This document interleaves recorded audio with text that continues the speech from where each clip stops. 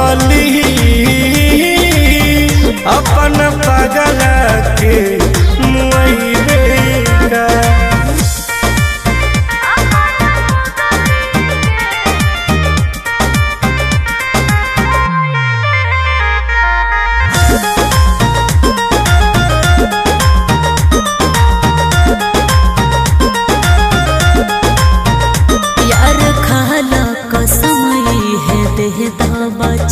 प्यार टूटे नयापन जन्म जन्म,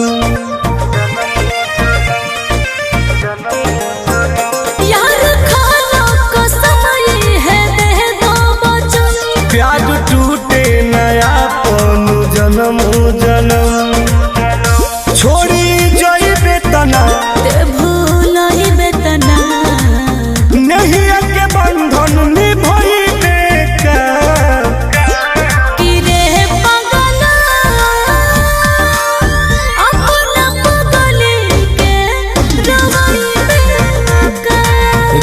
पगली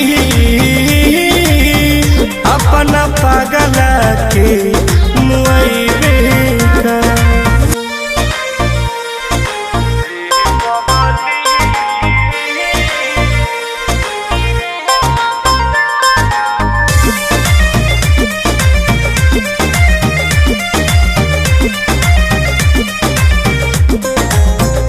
जब कान्हा कहे तो लोग राधा कहे, प्रेम न मिले तो प्यार लोग आधा कहे।